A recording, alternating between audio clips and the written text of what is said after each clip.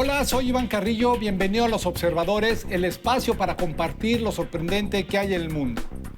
La ceguera corneal es la cuarta causa de ceguera en el mundo y solo a través del trasplante puede ser resuelta. Hoy vamos a platicar con la doctora Judith Zavala, investigadora del Instituto Tecnológico de Monterrey, quien en el marco del Congreso de Investigación y Desarrollo de este instituto nos habla de los alcances logrados en el laboratorio para obtener una córnea artificial. Esto es Los Observadores.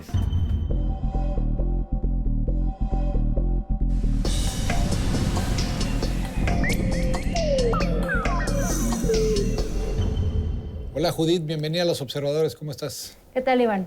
Muy contenta, muchas gracias. Gracias a ti. Pues desde la biotecnología tú enfrentas un problema grande, un problema a veces inimaginable, que es la ceguera. Háblame de por qué enfrentar este problema. ¿Qué te inspira? Sí, mira, la ceguera es un problema muy importante a nivel mundial. Hablando específicamente de ceguera corneal, esta ocupa la cuarta causa de ceguera a nivel mundial. Se habla de alrededor de 4.9 millones de personas que en este momento sufren de ceguera por disfunción en la córnea. De estos 4.9 millones, la mitad es a causa de del daño en el endotelio corneal, que es el tejido en el que nosotros nos estamos especializando, ¿no? Bueno, el endotelio ya nos suena a un término técnico, científico. Ayúdame a entender qué es el endotelio y la importancia que tiene dentro de tu investigación.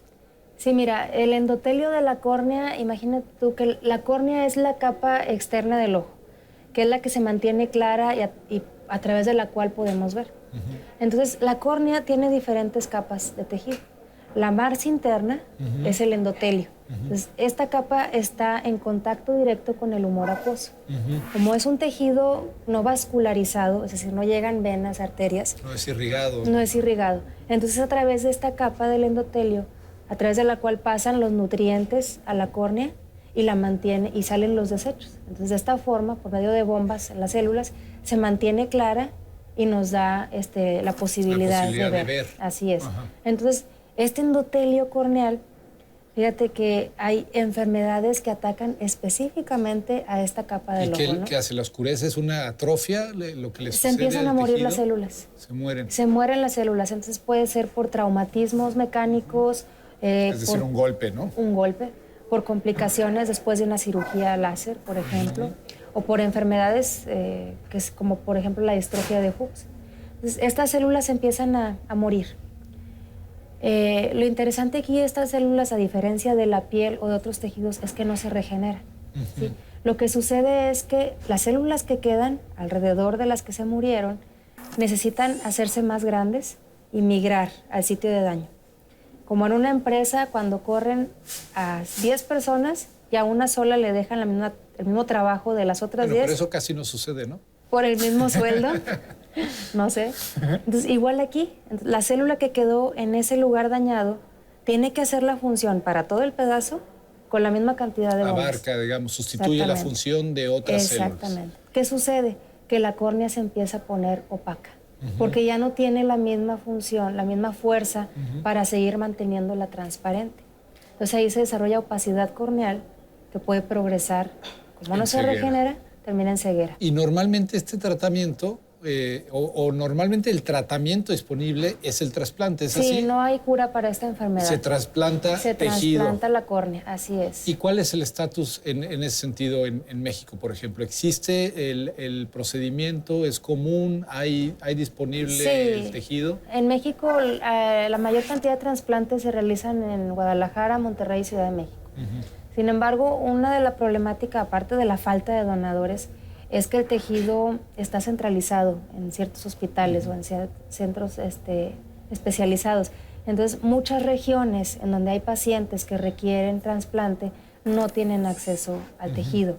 Y la otra es que no todo el tejido disponible en los bancos de córnea es funcional. Entonces, ya que pasas las barreras y pudiste conseguir un tejido para trasplante, ahora pues hay que encomendarte a ver a quién para que sea viable y para que no genere complicaciones después de la cirugía, como es el rechazo del injerto. Entonces aquí están las dos problemáticas desde donde tú inicias y encaras un problema. Es decir, por un lado, pues la falta de donantes del tejido y por otro lado, su funcionalidad o su viabilidad. Así es. Y entonces tú detectas ese problema y decides crear, podríamos hablar como, no sé si es válido el término, es exagerado, de como córneas artificiales, como un cultivo de córneas. Sí, mira, la problemática la identificamos como grupo. El líder, el investigador principal de nuestro grupo, pues es el doctor Valdés, y es oftalmólogo y se especializa en córnea, ¿no?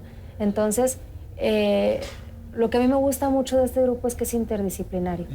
Yo, pues, soy químico de profesión, maestría y doctorado en biotecnología.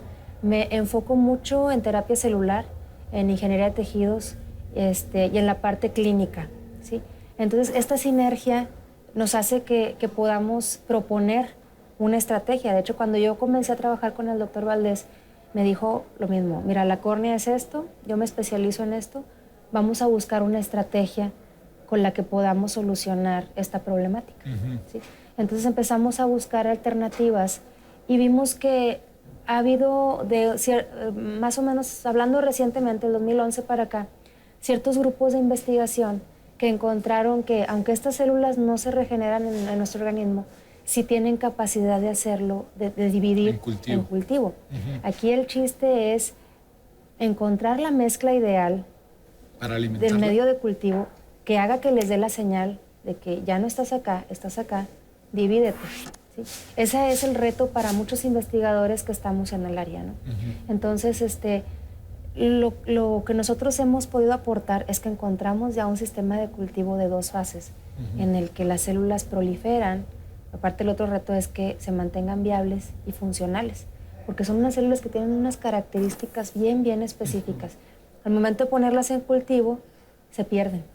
Se pierden sus características. Pero esta fase 2 ya permite su reproducción. La primera fase es que se reproduzcan y la segunda fase es que restablezcan sus marcadores genéticos, moleculares, todo lo que dicte que esas células son funcionales. Si esta investigación sigue su curso y es exitosa, ¿qué tendremos como resultado? Pues mira, ayer estaba revisando con mi jefe las cifras y me decía, revisamos la página oficial y me decía, mira, ahorita en este momento hay 7,383 personas. Esa es la lista de pacientes que están esperando un trasplante de córnea. Así, aquí en México. Podemos aprovechar una córnea, proliferar las células y beneficiar entre 5 y 10 pacientes de una sola córnea. Entonces, ¿consideras que sería válido el término córneas artificiales, córneas cultivadas? Bueno, sí, porque la otra parte una parte es el cultivo y la otra parte eso es lo que se le llama ingeniería de tejidos. Uno es las células, pero la otra parte son los biomateriales. Como esta capa está en una disposición de una monocapa adentro del ojo, pues no es lo más adecuado inyectarlas, echarles la bendición y ojalá que se acomoden. Entonces lo que investigamos nosotros diferentes biomateriales que sean compatibles biológicamente, ¿sí? Que no generen inflamación, que se mantengan claros cuando se trasplantan, que sean manipulables quirúrgicamente, que permitan que las células cultivadas se adhieran y proliferen, etcétera. Así es un camino pues bastante largo, ¿no? Pero ya supimos cuál es el material adecuado para que las células se puedan trasplantar, un andamio le llamamos, y ya se puedan trasplantar. Entonces, al conjunto de las células con el biomaterial ya se le llamaría córnea artificial. Sí, podríamos utilizar ese término. Así es. Ahora, dime, Judith, son investigaciones que a veces requieren mucho tiempo y no siempre llegan a buen puerto. En el caso de esta, ¿cuál es el pronóstico? Pues nosotros estamos muy emocionados porque el poder ver que pudimos solucionar, primero, la parte, inicialmente es un proyecto ambicioso, ¿no? Bueno, quiero proliferar las células, hacer un biomaterial, hacer un modelo, probar los preclínicos, etcétera, ¿no? Y cuando quieres empezar a hacerlo, te atoras en este paso un par de años, pero ya lo logramos, ¿no? Teníamos 4 años tratando de dar con el medio de cultivo que proliferara estas células y es una gran satisfacción. Entonces realmente ya no se queda en el sueño, sino que ya es tangible, ya lo pudimos hacer. La otra parte, biomateriales. Probamos con diferentes grupos de investigación, dispositivos biomédicos aquí en el TEC, Johns Hopkins también, un laboratorio de ingeniería de tejidos, ¿sí? Y ya dimos con un biomaterial, hicimos pruebas, etcétera, ¿no? Pues claro que es tangible, claro que vemos avances, quisiéramos ya poder decir mañana lo ofrecemos. Sin embargo, en la investigación es un proceso. Nosotros también nos tenemos que someter a parámetros que nos dictan los comités de ética nacionales e internacionales.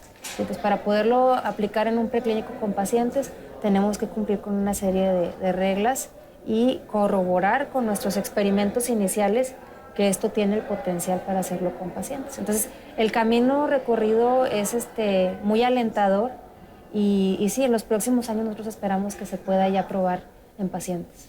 Es muy interesante lo que dejas ver, todos estos procesos, protocolos, todo lo que hay que considerar dentro del mundo de la ciencia, que normalmente la gente, el público, pues no tiene una conciencia de lo complicado, pero también de lo fascinante que es. Y además, dentro de ese universo, el papel de la mujer, pues en México no es tan común. Sí hay grandes científicas en áreas de investigación, pero no es tan común. Platícame un poco la experiencia, Judith como mujer dentro del desarrollo científico. Bueno, mira, yo fuera del laboratorio soy mamá, tengo 4 hijos, un esposo maravilloso que sin él pues simplemente ya hubiera tirado la toalla desde hace mucho. Es una parte complicada, pero no imposible.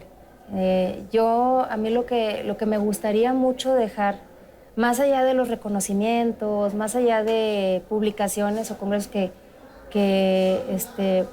pues muy contentos de que lo hemos logrado, pero esos son todos adornitos del trabajo que se hace con amor, con la finalidad de que nuestro país progrese, de brindar una mejor calidad de vida a los pacientes.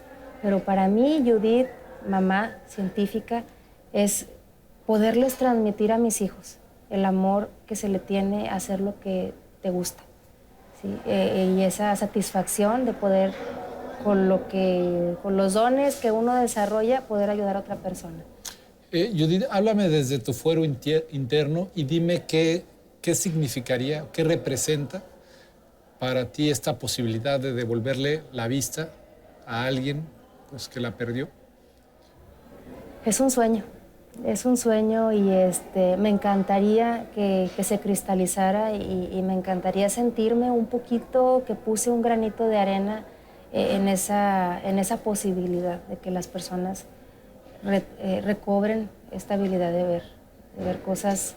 Bueno, y ahorita lo decía yo en la plática, a veces no valoramos lo que vemos todos los días de forma cotidiana, mis hijos jugar, el trayecto al trabajo, bueno, aquí que vemos el Cerro de la Silla, amaneciendo, atardeciendo, ¿no?